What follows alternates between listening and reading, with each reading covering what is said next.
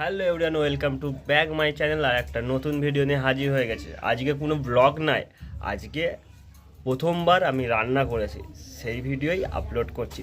চলো দেখা যাক রান্না।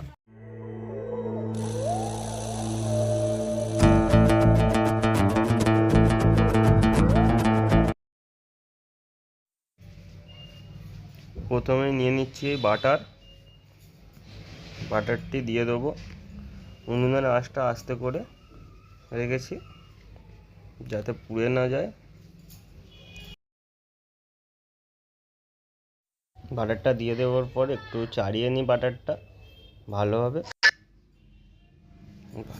চাড়িয়ে তারপর আমরা দিয়ে দেবো এলাচ ভেঙে, তারপরে দিয়ে দেবো দারচিনি, তারপর দেবো লবঙ্গ,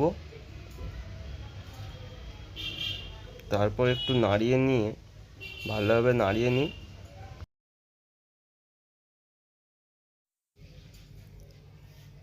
তারপরে নাড়িয়ে নিয়ে রসুন কুচি কটা দিয়ে দেবো।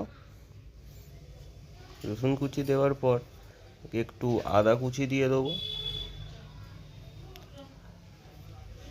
আদা কুচি দেওয়া হয়ে গেলে ভালোভাবে একটু নাড়িয়ে নেব যাতে ধরে না যায়। তারপর 2-3টে গোলমরিচ ভেঙে দিয়ে দেবো। দেওয়া হয়ে গেলে আবার একবার নাড়িয়ে নিয়ে একটু বেশি করে পেঁয়াজ কুচি দিয়ে দিলাম।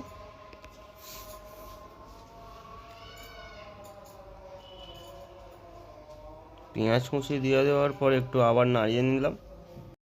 পেঁয়াজ কুচির পর নিয়ে নিলাম গাজর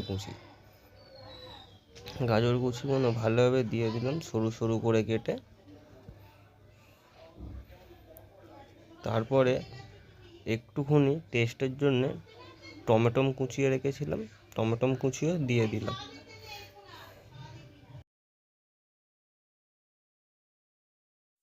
অনেকক্ষণ ভাজার পর এবার খাসির টেংরিগুলো দিয়ে দেবো। খাসির টেংরিগুলো দিয়ে একটু আবার নাড়িয়ে নেব।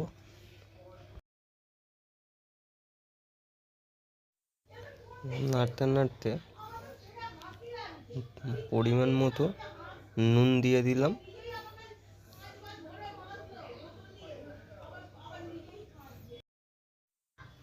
তারপর বাটার দিয়ে ভালোভাবে ভেজে নিতে হবে যাতে একটু লাল লাল হয়ে যায়।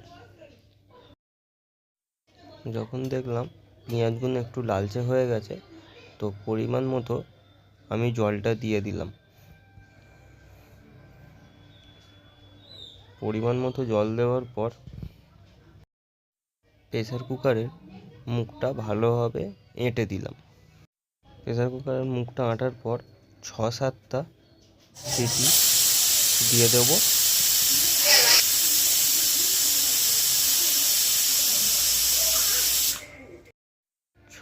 সিটি দেওয়ার পর নাবিয়ে নিলাম, নাবিয়ে খুলে নিলাম। খুলতে যা গন্ধটা বেরিয়েছিল বলার মতো। তারপরে একটা বাটিতে সার্ভ করে নিলাম। সার্ভ করার পরে কীরকম হয়েছে তোমরা দেখেই বলো। তাহলে